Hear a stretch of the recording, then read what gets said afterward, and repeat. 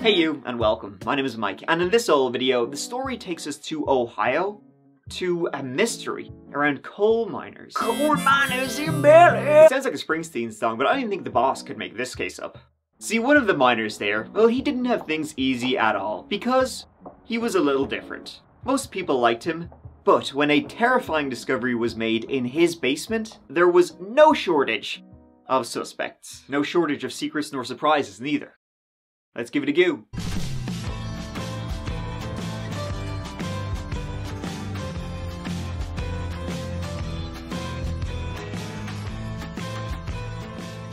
The village of Bellaire, Belmont County, is the setting for this story. A tidy, sleepy little place sitting along the banks of the Ohio River. Now, you're more likely to say Bellaire and give yourself a knee slap, because it's very small. Less than 4,000 folk, and in this mountainous area, the Ohio River Valley, it's coal mountain country. For generations, it's been the lads picking up their pickaxes and marching down into those mines. Just don't delve too greedily or too deep.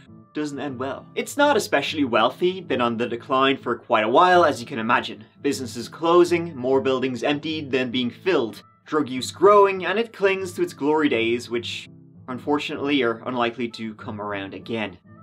The people, though, by most accounts, very nice, very friendly. One of them was Brad McGarry. Brad Dennis McGarry, 43 years of age in the year 2017, worked in the mines! A coal miner for Murray Energy, now American Consolidated Natural Resources. Brad had been a miner for a few years. He had risen to become foreman. Now, being a miner, as hard a job as they can be, demanding, back-breaking work. And dangerous. One F up, you're effed up. But it pays well, hence why Brad became a miner. See, Brad had previously been a hairdresser, but he found the financial aspect lacking, shall we say. So he put down the scissors, he picked up the pickaxe, and he got in there. Things weren't always easy, though, for Brad. An openly gay man in this very masculine environment, and kind of a conservative area. But he didn't hide it, he did his own thing. Known to be pretty flamboyant with the open shirts and the cheekier marks. He was who he was, and fair play to him. He grew up in Louisville with his mother, studied cosmetology, chopped hair, then went to the River Valley, working these days at a mine in Cameron, West Virginia, about a 45-minute drive from home for Brad. Home for Brad? Well, now he lived in Bellaire, West Bellaire, on Wagner Avenue, a little house in a little valley on the edge of town as the forests give way to the endless mountains above those mines. And it was to this home that police were called one early evening in the summer of 2017. 911, where is your emergency? Oh my God! My husband's friend is dead! We came to visit my husband's friend, and his back door was cracked open. And he wasn't answering his phone, so we came in the house, and he's in his basement. Okay. Oh my God! Okay, calm down. Did you say he's dead? I think so! Oh my God! I think so! He's on the floor. There's blood everywhere. What is his name? Oh, Brad McGarry. Brad McGarry? It was May 7th, a Sunday, and some of Brad's friends had popped over to visit. David Kinney, who worked with Brad in the mines, his wife Sherry, on the phone, and their 13-year-old daughter, Elizabeth. And they found Brad dead in his own basement. When I seen him, first thing I did was nail down the fire. I noticed that the kitchen was scattered. There was stuff all over the place. I told my wife and said, Sherry, something's wrong. There's something everywhere. She said, just open the door and yell for Brad. Immediately, your first thing is you start working your way backwards. And what was known about that weekend, he was found on the Sunday. The Saturday, there was a family wedding over in a neighboring county. He went there. He celebrated the wedding on the Saturday. He stayed the Saturday night in his mom's home. The Sunday morning, he had a big brunch with his extended family. And then it's believed he arrived home to his house at approximately 3 p.m. that Sunday afternoon. He was found 3 hours later. You coming out here. Alright. That right there is the weed eater, is the whole plan. Okay. You bringing the weed eater? Yes, sir. 8, 9 years. Oh, yeah. My kids call him Uncle. He's supposed to go to the Bahamas with us. I'm trying not to freak out. I'm sorry. I can't not stop seeing that. I'm not supposed to see that, man. See, David, Brad's best friend, and his family had driven over to Brad's. They had to drop back a weed trimmer. They found the door open, calling out led nowhere, and so they ventured in. Brad was discovered in the basement, and it appeared he had been shot in the head. Twice, 2 times. Someone had wanted to make sure. The house was ransacked, drawers open, shite all over the floor, so someone had maybe been looking for something. Or wanted it to, appear that way, because that's something we see again and again and again. The old fake home invasion. But was this a real one, or was it one of those ones? There was a million different directions this case could go. I mean, first off, right, did he do this to himself? Well, Brad, he did have depression issues. He had been on medication in the past, but it was never anything too serious. And if he did it to himself, you would expect to find the weapon there, on his person, on his body, in the basement at least. They did not find it. And the ransacking also would make no sense if that was the case. Brad, though, it seemed like he was in great form the day of the wedding. Everybody who was hanging out with said he was excited, he was in a good mood. His car was left outside. It was parked in front of his house and was full of stuff in the passenger seat. It was full of stuff from the wedding. No, it didn't seem like that was it at all.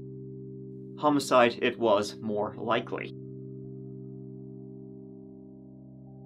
Now, Brad was a popular guy. He had a lot of friends. He didn't keep himself to himself. So the police, if they wanted to get to learn a little bit about Brad, they have to interview quite a lot of people, going back to his hairdressing days to his current mining ones. As I said, Brad, he was who he was. He was pretty flamboyant, and he got on with pretty much everybody, but, like anything, some people won't be too chuffed about him being that way. Maybe even to the extreme. But when the police went to interview his co-workers and everybody like that, you'd think, real rugged man in the mines. No, everybody really liked Brad. He just got on. It being a home invasion seemed most likely. He hadn't been there all morning. Someone broke in. They were ransacking the place. Brad arrives home. The shooters then, it goes wrong, and they kill him in the basement. He was known to keep cash in his house, and he had recently had a fence done, and he hired some guys to do that, and so the police even began thinking, those guys who he hired to fix up this fence, did they know about the money in his house? Did they see something in there that they liked? And then we're like, let's come back. But again, there's still so many valuables left in his house. That didn't make sense either. Brad had also been shot twice, execution, and the shots were to the back of the head, an ambush. Next thing was, well, who was close? Close was a guy named Scotty most recently. How long ago was that? I couldn't even tell you. Who was the girl? No, Who's the guy? He was in with the guy? Yes, sir. Yeah. Okay, who was the guy? Scott something. See, Brad and Scott had been in a relationship that had ended shortly before this. Scott was the son of one of Brad's co-workers from the mine, and they had been in this on-again, off-again sort of thing. It wasn't a serious thing though, and Scott was in fact cleared quite quickly because he'd been arrested prior for a couple of burglaries and he'd violated his parole. The day of Brad's death, he was in jail. But Brad had other relationships. See, on the morning Brad was murdered, when he was having brunch with, his extended family, he was in a real giddy little excited mood. Yapping away to people. Oh, tell him about this and this and that. So he was texting a fella, texting one of his fellas. And so he was like, I'm going to meet up with this guy later on today, that very Sunday. As I said, Brad was very giddy, very excited about this. He was telling anybody who would listen about a certain DJ, mysterious DJ who he had been in this romantic relationship with for quite some time. And Brad, head over, I can't do head over heels, but he was head over heels. They would say they were mad about each other, by all accounts. I'm talking like love of your life style stuff. Brad would not shut up about this mysterious DJ, and by all accounts, according to Brad, DJ felt the exact same way. One issue, though, was that this DJ, the mysterious DJ, was married, which is a bit of a hiccup. But he's also married to a woman, so he was in the closet. But Brad still, he wouldn't shut up about this DJ. Apparently they'd been seeing each other for a while, this and that, and he was very excited to meet up with him. He made a joke about, he said Tisha, which is one of the other cousins, calls it taking a nap. And it wasn't taking a nap. He was insinuating that they were having sex. It was romantic. We kind of ate and then he just left. Just kind of left. I don't even think he stayed for dessert. So who's DJ? Nobody knew. It was then, when Brad's cousin was talking to the police after he'd been murdered and she was telling him about this, how he was. On that day, when they'd all been having lunch talking about DJ, she said that, you know, after Brad left, she was curious herself about who's this mysterious DJ, you know. She had a look. She hunted down a few things on Facebook, and she'd found out. She had uncovered DJ over here, wacka wacka DJ. DJ was David Kinney. The very same David Kinney who had found Brad dead. Found Brad along with his wife and daughter. I can't not see that. I'm not supposed to see that. DJ, David Jr. Double Life Dave. Brad and Dave had met years before all of this. Shortly after Brad had decided to become a coal miner. Brad and Dave, they had met during a training session back in 2011, 6 years before he was killed. When they met, David was already married to Sherry, and they had 3 kids, but David and Brad got on great together. They hung out, they swiftly became best friends. They even went on holidays with each other. Dave's kids called Brad Uncle, everything. At some point, the relationship between Brad and Dave became more than just pals, and they began to have an affair. Sherry had her suspicions, but never really anything more. She just thought they were, you know, super best pals. And get this, allegedly, Brad had started pressuring Dave to divorce his wife and get with him. 2 days after Brad's murder, David was brought in. He was asked to come in for DNA and fingerprints, and also so they could have his cell phone to clear him, of course. Alright, give me a couple minutes and I'll buzz right through this. And Yes, sir. He didn't know they had learned he had been having a secret affair with his best friend.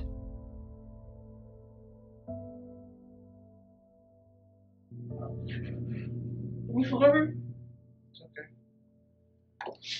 He first keeps me to cry in the street. I don't know, man. I've just been trying so hard to... Okay. They quickly found texts on his phone that were like above and beyond, "Hey pal, let's grab something to suck down before we finish this shift in the mine." Well, maybe it was actually something a little like that. David, there's some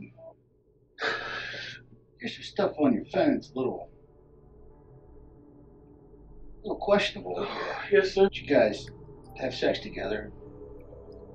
There's a few times in the past where, you know, he's attempted a lot. We've kind of moved around a little bit in the When past. was the last time you guys did do anything together? Weeks, maybe months, a month max.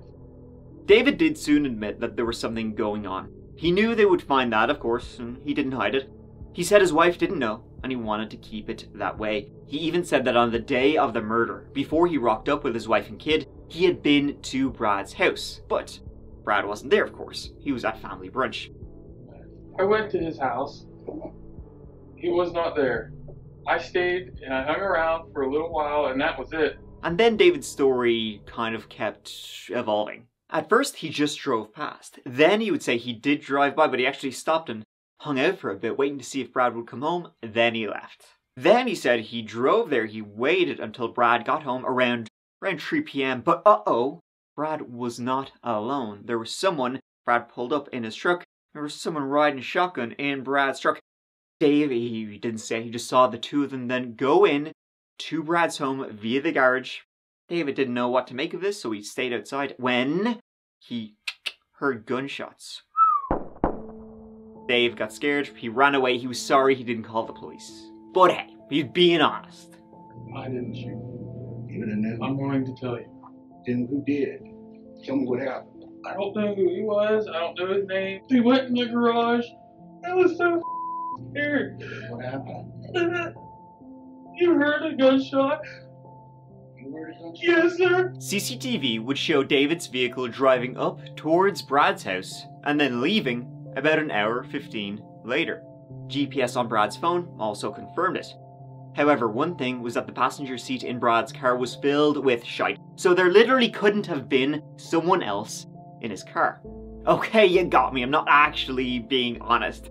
A mystery man did kill Brad in the basement, but David saw it. He saw it, if you can believe it. He actually went down there, witnessed this guy murder Brad, and then this guy pointed the gun at David, and he said, "If you breathe one word of this, you're gonna be next. I'm gonna shoot you dead. And guess what? Your wife will then find out that you've been having sex with this guy." Can't be having that. Being totally honest this time though, I swear on the Bible. Okay, he lied again. There is no way in hell anybody's ever gonna buy this repeated story that you give us. I'm not buying it. This time he said he did shoot Brad. He shot him dead, but you know, once you understand the full story, it will make sense. Promise. David and Brad did meet in Brad's home, and Brad came home from his wedding. He came home hot. He was pissed off. He was going on, he was shouting and roaring about some money of his that was missing, and he was going through his entire house searching for it. Hence why all the drawers and cupboards were open, and that's why the place looked ransacked. It was just Brad looking for some money. While Brad was doing this, and as I said, he was hot, he was pissed, he began arguing with David about David not divorcing his wife and getting with him. David, though, said he loved his wife and his kids too much. He would not leave them for Brad. And he said, "Listen, I'm sorry. We have to end this." Brad's been wanting to leave my wife for a while.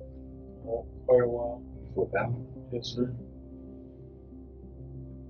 Hit me and smacked me around a couple times. He said, "This has been going on for too long. You need to leave your wife." Okay. I told him, I said, "I'm done. I'm not doing this with you no more. I'm done." Ooh, Brad did not like that one iota. He flipped out. He did a somersault. That's how much he flipped out. He started yelling. He started smacking Dave across the face. He was cursing him out. He's cursing at Dave for messing with his emotions for all these years that they'd been having this little thing. He was freaked out. Then, guess what Brad did? Pulled out an iron, pointed the business end at David and said, "You're gonna divorce your wife or I'm gonna shoot you dead." David then, he grabbed for the gun. There was a struggle, there was a fight. David managed to get the gun. He pushed Brad away. Brad then started running at David. Brad was a big guy. I mean, compared to David, he wasn't. But you know, he'd probably be scary if he ran at you. David, he had no choice. Self-defense. Couldn't be helped. I pushed him. Okay.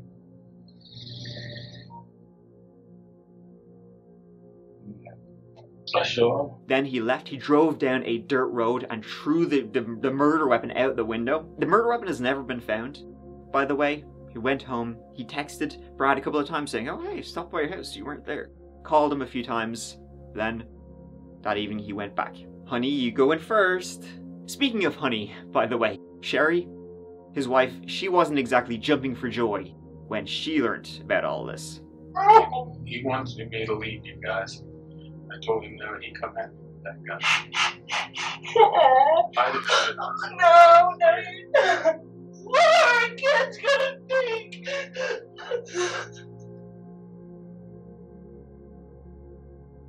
You and our kids are my whole world. Oh my God. Me and our daughter there. I know. I didn't know what else to do. He was telling the truth this time. Not. Rudimentary laws of physics. Okay? He's coming at you. You shot him. Okay? But the bullet's going this way. Do you understand? Yes, sir. So you had to be behind me. Brad had been shot twice in the back of the head. He had been ambushed. There was no sign of a struggle in the basement. It appears most likely that David was afraid or suspected that Brad was about to expose the affair. So when he knew Brad was out of the house at that family wedding brunch thing, he snuck into Brad's house. He hid in the basement. And then when Brad got home, he ambushed him, shot him twice in the back of the head so that, you know, the secret would die with Brad. If there is a crime that has been established, it is the crime of voluntary manslaughter, Your Honor, not that of murder. Defense attorney Chris Gagan addressed the courtroom Thursday morning saying David Kinney is not a threat to society. Unique events led up to the death of Brad McGarry at his home on Wagner Avenue on May 7th. While prosecuting attorney Kevin Flanagan says Kinney's stories do not add up. Lie after lie after lie had occurred until eventually he admits to shooting the victim. Law enforcement testified Officer Hank Martin with the Bellaire Police Department was the first officer on scene after Kinney's wife called 911. And I seen Mr. McGarry laying face down. There was a pool of blood, and I looked a little bit more, and I seen a hole in the back of his head, which I believe to be a gunshot wound. McGarry was later found to have been shot twice in the back of the head with no gun near his body. Police are still searching for the .22 caliber gun used. The officer says Kinney's first written statement indicated he went to McGarry's home to return a weed eater and then found McGarry's body. But then Detective Aller reads a second statement from the suspect on May 9th. I started to tell him that we can no longer be seeing each other in any other way but being friends. We started arguing. That Mr. McGarry then escalated the confrontation at the point that he pulled the gun off the hot tub and pointed it at Mr. Kinney. And that sequence of events tragically led to Mr. McGarry's death. David was charged with aggravated murder with a firearm specification. He would plead not guilty, saying that he had shot David, but that it was self-defense, not murder. Now, the murder weapon has never been found. In fact, David was saying it was Brad's own gun that he had used on Brad. He said it was a Derringer type pistol. David said Brad had purchased that about 6 months before in self-defense. But another friend of Brad's, a cop, said, yeah, Brad did have a handgun in his house, but it wasn't no Derringer. It was like a different type of gun. It was like a 9mm handgun. They did find that 9mm handgun in Brad's bedroom. They never found an ammo or a holster for a Derringer. Definitely seems like Brad did not own a Derringer. That was David's own gun. Examining Brad's and David's phone, it did seem like Brad was upset with David, that he wasn't spending more time with him. But there was no evidence of Brad being angry with David, no threatening texts, like if you don't leave your wife I'll expose you, that kind of thing, nothing like that. David and Brad were going to end it at David's request. David wanted to end it because he believed Sherry was getting suspicious of their affair. At trial, a friend of Brad's would say Brad knew it was going to end, and he had, kind of talked out loud about, oh, maybe I should text Sherry. Photos of us together, messages, that sort of thing, but he never seriously thought about it, and in fact, it was ending, and Brad was kind of happy to move on with his life. Just go back to being friends. At the end of the trial, the jury found David Kinney guilty of aggravated murder with a firearm specification. The judge sentenced him to life without parole. The jury unanimously found him guilty of aggravated murder, a premeditated, execution-style murder, shooting his supposed friend in the back of the head twice. And again, only Mr. Kinney knows why. If this man was able to do an assassin's job to someone he loved and his best friend, what could he do to his enemy or someone who opposed him? Kinney, for his part, did offer a brief apology in court, although he made neither an admission nor did he offer an explanation. I would like to apologize to the McGarry family for all the hurt and pain that I put you through, and meant for any of this to happen, or I wish I could take it all back. I know all the apologies in the world will never bring him back, but I want you to know I truly am sorry for it all. The defendant shall serve life in prison without the possibility of parole, plus 3 years beyond life imprisonment. And there you have it. A story of secrets, of twists, of lies, of something pretty freaking twisted, though. Like I said, it seemed like they were ending the relationship, but Brad was not going to tell Sherry about the affair. It was going to be a secret that would be kept between the two of them. Even because Sherry was getting suspicious of it, and Brad was, alright, we end up, I'm happy to move on with my own life. Maybe David was the one who couldn't. Maybe he was thinking, if I can't have you, nobody can. Maybe he was thinking, I don't trust you, and so you gotta go. Who knows what was going through his head? Maybe David doesn't even know, but he did it. One thing though, which just kind of strikes me in this case, is that in the interrogation room, he's such a bad liar. His story changes, keeps evolving like 5 different times till we get somewhat version of the truth, but not even that close to the truth. But yet, at the same time, he could lie to his wife for like 6 years about having an affair with his best friend. How do you manage that?